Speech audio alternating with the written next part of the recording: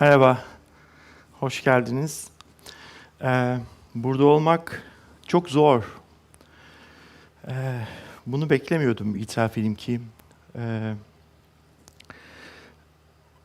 Nutku tutuluyor insanın.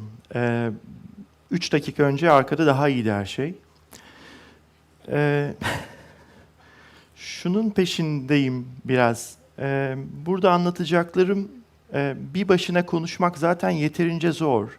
Ve kendi kendine konuşmak da görece delirmenin bir ucu. Ve bunu 18 dakika yapmak daha da zor.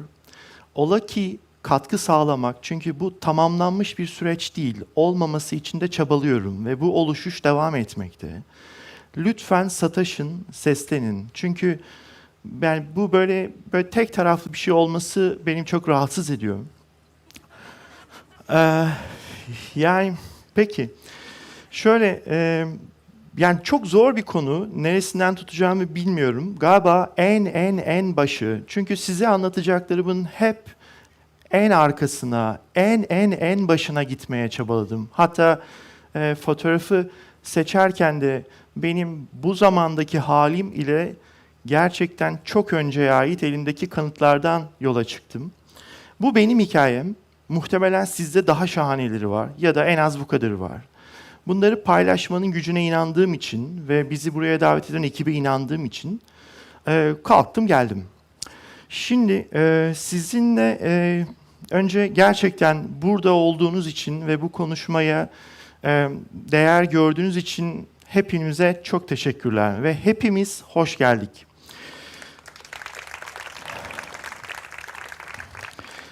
Birkaç başlık var önemsediğim. Yani geleceğe kaçmak bir konu, zaman başlı başına bir konu. Arketip diye bir şey var. Mimarlıkla ilgilendiğim için ilgilenmek diyorum. Hala bu ilgi ve özen devam ediyor. Ve bir de mimarlık üretimi ve pratiği, belki mimarlık çabamı size anlatmak. Buradan bir tür paylaşmak niyetim. Gerçekten karnım ağrıyor. Bunu düşünmemiştim. Konuşmak çok zor. Çok da konuşan birisi değilim. Sevmiyorum galiba. Düşünmeyi seviyorum bir ucundan da. Yazmayı seviyorum ve yapmayı seviyorum. Bunlar sanırım böyle işte çok önceden gelen genlerle ilgili bir ucundan da. Bütün bu serüvende kışkırtıcı bulduğum bir şey var. Yani bilmiyorum demek de en az önce bahsettiğim kadar sevdiğim şeylerden bir tanesi. Çünkü gerçekten çok şey bildiği düşünülen zamanlardan geçiyoruz. Ben geri çekilmeyi ve bilmiyorum burada ne var demeyi tercih ediyorum. Bu çünkü bana arkasından merak etmeyi ve daha da önemlisi öğrenmeye devam etmeyi değerli kılıyor bir ucundan da. Bu size bir hani en baş dediğim şeyler aslında benim için yaklaşık burası.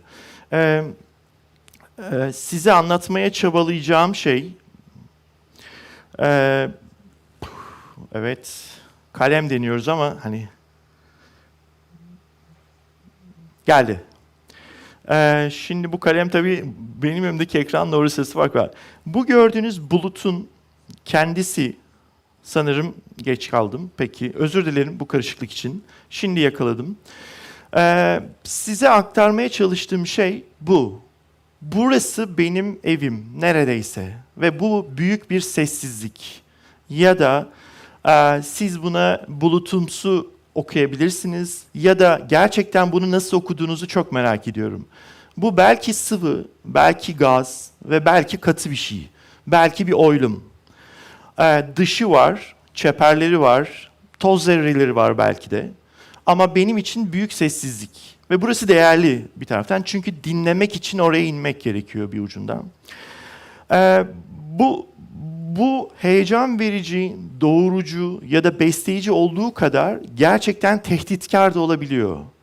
Şimdi bunun arasındaki bir uç ve diğer uç arasındaki ilişkiyi dengelemek ise çok kolay değil. Hepimiz için bu sessizlik anları ya da o sancılanma anları başka olabilir. Şöyle, şu anda sizinle paylaştığım şey gözümü kapatıp ben Londra'dan İstanbul'a yürüyebilir miyim dediğim anın özeti. Galiba evet, adadan başka, yani yüzerek geçemeyeceğim için bir şey ama görece İstanbul'a kadar yürümek mümkün. Şu anda size anlatmaya çalıştığım şey de şu. Bu da başka bir sessizlik anı benim için. Ve bütün bu serüvende böyle bir yöntem geliştirmiş değilim, bir yer bulmuş değilim kendime. Fakat bu ikisinin arasına yerleşmek niyetim bir ucundan da. Ve bugün size böyle yani büyük sözler söylemek falan değil, hatta mümkünse söylememek, sizi yönlendirmemek için de isimsiz bir sunum yapmak niyetim. Çünkü bu lakırdı benim de şu sıra Londra ve İstanbul arasında anlamlandırmama sebep. Bu yani bir adım atıyorsunuz ve bir yere gidiyorsunuz. Gittiğimiz yer yani gerçekten çok zor. Fakat imkansız değilmiş. Yani böyle bir şey olabiliyor. Yapabilirsiniz. Gidebilirsiniz. Geri gelebilirsiniz belki bir ucundan da. Fakat gerçekten buradaki hali, belki bu filmi izlemişsinizdir. Lost in Translation. Yani belki bakabilirsiniz sonrasında. Bu yer değiştirme sırasında ben gerçekten şöyle durmuş bakıyorum. Yani bakışımı görebildiğinizi tahmin ediyorum buradan. İletişmekte zorlanıyorum. Çünkü hakim olmadığım bir dil konuşuluyor. Ve fakat işte kalem. Yani görece bir şeyleri çizerek ya da temel iletişim araçlarını kullanarak dil birliği kurmaya çalışıyorum ve bunu başardım. Fakat sürekli çeviri yapmak zorunda kalarak iletişim kurmak da çok zor. Çünkü ne diyeceğinizi bilemiyorsunuz. Bu en başta beni hantallaştırıyor. Hani böyle her şeyin çok hızlı ya da her şeyin çok yavaş olduğu iki uç arasında bir acelem yok. Yani bunu söylemeliyim. Çünkü hepimizin yeterince zamanı ve hepimizin yeterince hızlı olduğunu ya da hepimizin yeterince yavaş algısına erişebileceğini düşünüyorum. Bunlar arasında yani tüm bu sessizlik beni her daim en başa ve en başa geri getiriyor. Yani anne, baba, kardeş, büyük akrabalar, yeğenler, kuzenler. Burası benim bu sessizlikten kaçıp yine başka bir sessizliğe kaçtığım bir aralığı besliyor bir ucundan da. Bütün bu sıkışmışlık arasında şöyle bir yere geliyorsunuz. Burada durdurabileceğim ya da tekrar geri gideceğiz. Şöyle buralardan bir değerlendirme oldu. Ürettiğim işler, yazdığım işler, yaptığım işler, eylemlilik içinde bulunduğum işler bir ekip tarafından değerlendirildi. European Architecture Center diye Atina'da ve Chicago'da olan bir ekip bizim yaptıklarımızı okudu ve dedi ki 40 yaş altındaki 40 tane mimardan bir tanesi olabilirsiniz. İyiymiş işleriniz dediler ve bize bir rüzgar verdiler. Bu kışkırtıcıymış. Yani şu anda nerede olduğumu söylemem gerekirse burada fark ettiniz mi bilmiyorum. Yani bir dünya ve fakat ters dönmüş vaziyette. Yani başka bir yerdeyiz ve başka bir dünyanın içindeyiz. Ve bu rüzgarla ben yeni bir bulut elde ettim ve bunun içinde yaşamaya başladım yeniden. Bunu anlamak çok kolay değildi. O yüzden de bozdum. Ve bu bulutun içinde yeni adımlar, yeni tanışıklıklar, yeni yerler, yeni yaşamalar. Bu yaşamalara kültür diyebilirsiniz ya da başka diller diyebilirsiniz. Yeni sinemalar, yeni müzikler, yeni yapmalar ve fakat bildiğimiz yapmalar olduğunu keşfettim. Bu arada en kışkırtıcı şey şu, bunu söylemeliyim. Hepimiz biliyoruzdur yani, yanlış anlaşıldığını düşünüyorum. Bu dünya bizim memleket. Bunu Barış Manço herhalde 70'ler 80'lerde söyledi. Çok önemli bir şeymiş.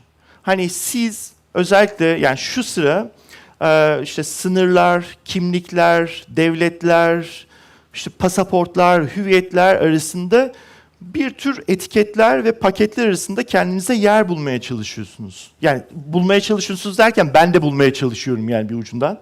Ve bunu bozabilir miyiz? Ve gerçekten bu dünya bizim memleket. Buradan kaçabilir miyiz dedik ve dünyanın ben hala soğumaya devam ettiğini düşünüyorum. Hala şansımız var ve soğumayı bozabilir miyiz dememin sebebi de biraz buydu. Şimdi bu harita herhalde ilkokul atlaslarından beri hafızamıza yer alan bir şey. Şimdi size yani benim hakim olduğum alanı göstereyim ama geçtik. Bu kadar kocaman bir şey iken şimdi sizi benim kendi haritama davet ediyorum. Bu gördüğünüz haritayı ve altında gördüğünüz haritayı dönem dönem işliyorum. Ve bunu işlemekten çok memnunum. Aslında burada gördüğünüz şey architecture benim için. Bu benim mimarlığım. Ama öznesi ya da nesnesi ya da mekanı nedir bilmiyoruz. Devam ediyor. Bu son 2 senenin özeti. Gidip gördüğüm yerlerde tanıdığım, temas ettiğim, değdiğim, müzakere ettiğim herkesi buraya davet ettim. Ve şimdi bu kadar büyük açılmışken kendimi buraya çekmem çok kolay değil. Fakat bir o kadar da kolay. Çünkü hala herkesle, her şeyle, her yerle bir kişi ve bir kişiyle iletişim kurmaya çalışıyorum. Yani bakmayın burada epey bu ölçek çoğaldı, özür dilerim. Yani bu söylemimi düşürüyor ama ne olur lütfen yazın, konuşalım, iletişim kuralım. Şimdi çünkü buradaki o büyük küreden burada birebir ilişkiye gelebilmemin beni besleyen bir tarafı var. O da gündelik hayat. Gerçekten bütün bu konuşmaları, sunumu hala içeride tekrar tekrar gözden geçiriyordum. Son ana kadar, buraya kadar. Şimdi sizden şuraya biraz daha bakmanızı rica edeceğim. Çünkü bütün o büyük küreden tekrar içinize dönmenize sebep olan bir şey var. O da sizsiniz, benim ya da biziz. Çünkü coğrafyalar değişse de, ölçekler başkalaşsa da, siz yer küreye kafa tutmaya çalışsanız da ya da Kaş'ta bu köye çıkmaya çalışsanız da hala ya taksideki kişiyle iletişim kuruyorsunuz. Driver diyecektim, özür dilerim. Ve burada konu şu. Ahmet Hamdi Tanpınar'ın böyle Saatleri Ayarlama Enstitüsü diye yayınlanan bir tane romanı var. Burada da bahsedilen şey bir tür modernizm eleştirisi. Bu modernizm eleştirisi her daim, arkadaşlarım da bahsettiler, yaratılmış yüce insan modeline bir tür kafa tutuş. Ve Tanpınar'ın söylediği şöyle bir şey var. Diyor ki yani zaman böyle sürekli yani kıta Avrupa'sında ya da Batı Avrupa'da ileriye doğru giden bir şey ve bunu Tanpınar böyle eleştiriyorum bilmiyorum ama benim önerim şu. Biraz okudum ve der ki saatin kendisi zaman, yürüyüşü mekan, ayarı insandır. Bu biricik ayarlama birimi benim işimin, uğraşımın da aslında temel parçaları. Bunları netleştirdikten sonra son kırılma mekanı da birleştirebilir miyim? Şimdi bunu deniyorum ve bunun üzerine ilerliyorum bir ucundan. Şimdi bu tartışmaları sizi bir dakika yalnız bırakacağım. Londra'da yaptığımız bir müzakere grubu vardı. Türkiye'li ve dünyalı arkadaşlarımızla birlikte bir masa organize ettik. Ve bu masa da nedir derdimiz? Nasıl adapte olabiliyoruz? Ya da olabiliyor muyuz? Herkes başka bir şey anlattı. Ve ben yine çıkıp kendi hikayemi anlattım. Çünkü galiba hala sihirli olan şey o biricik sizin hikayeniz. Ve bu büyük küreyi de soğutmaya devam eden hala bizleriz. Sanırım biraz hızlanmalıyım. Özür dilerim bu karışıklık için. Yani biraz aklayacağım. Dolayısıyla benim bir mimar olarak elimde artık bir yapı taşı olarak insanın kendisi var. Ve ben bu insan oluşuşunun kendisini, çünkü bunun tamamlandığını düşünmüyorum ve devam ediyor, edecek de muhtemelen. Bu ilişkilenmeler bütününde bir araya geldiği halleri değerlendiriyorum. Çünkü mimarlık benim için bir araya getirme kabiliyetinin başka bir temsili. Bu fiziksellikleri de olabilen ilişkilenmeleri anlatacağım biraz. Çünkü bu fizikselliği de olabilen ilişkilenmeler benim için şehrin tarifi. Ve ben şehri sihirli buluyorum. Ve insan sanırım doğası gereği şehri inşa ediyor. Ve ben bu şehirle diyaloğu çok gerçek buluyorum. Ve fakat kaybettiğimizi düşünüyorum o diyaloğu. Şimdi bütün bu itiş kakışı ne olur yani bir başıma yaptığımı düşünmeyin. Bundan çok çekiniyorum. Bundan da kaçıyorum. Bu benim yani en son yapmak istediğim. Ama size kendimde olan ve birlikte yol aldığımız birkaç iş anlatmak niyetim. Arkadaşlar yani hem işbirliği geliştirdiğimiz hem atölyede beraber zaman geçirdiğimiz hem de yan yana geldiğimiz başka disiplinden insanlar bütünü. Ve çok teşekkürler. Burası yani bütün bu yalnız kaldığımız, masada bir başına kaldığımız zamanlarda Yani her zaman yaptığım dön bak hayata. Kapıyı açtık, pencereyi açtık ve kapımızın önüne bakıyoruz. Burası Kuzguncuk. Bizim pencereden gördüğümüz yerin kendisi. Ve Kuzguncuk'taki bir set. Ve oturup orayı çizdik. Ve iyi ki çizmişiz. Çünkü bütün bu tartışmalarda şuraya da geldik. Dedik ya, acaba hani bu bilgimizi nasıl yayabiliriz? Müşterimizi çağırabilir miyiz? Ve bütün bu tartışmaları yaptığımız anda Hollanda Mimarlık Akademisi'nden bir çağrı geldi. Ve dediler ki, hani bir ilişki kurmak ister misiniz? Seve seve ve az önce yaptığımız çizimler tekrar bir proje olarak gelişmeye başladı. Ve bu Floatbook bizi, bunun detaylarını sizin erişebileceğinizi düşünüyorum.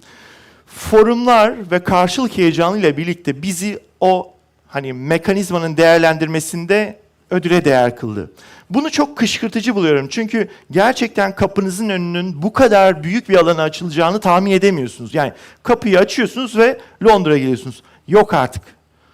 Şimdi evet var ve bunu yapın. Yani özür dilerim. Yapmak ister misiniz? Bu sahnenin de böyle bir şeyi var. Hani böyle buradan buyurgan olmaya başlıyorsunuz. Yani böyle anlamsız biçimde. Ne olur kusura bakmayın.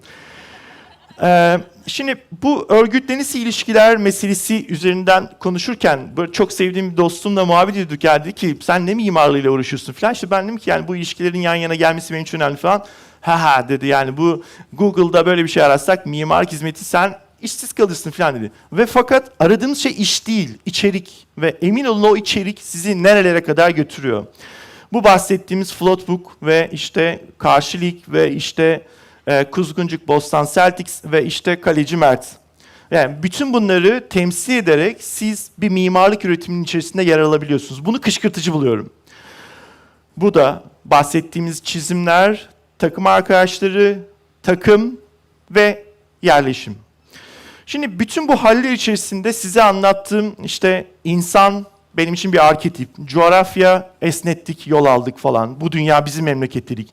Zaman dediğimiz şey bir bütün. Öncesi ve sonrasının olduğunu düşünmüyoruz bir ucundan da.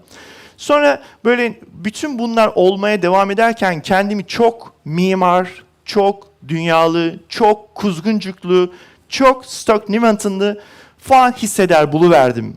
Ve bütün bu eylemlilik halinde düşündükçe hep geriye doğru, en başa, hatta en önceye kadar gidebilir miyim tartışmaların içerisinde buldum. Ve Uzak Asya diyaloglarında geçtiğini okudum. Gelecek Uzak Asya kültüründe ileriye doğru gidilen değil, geriyi işaret eden bir söylem barındırıyor.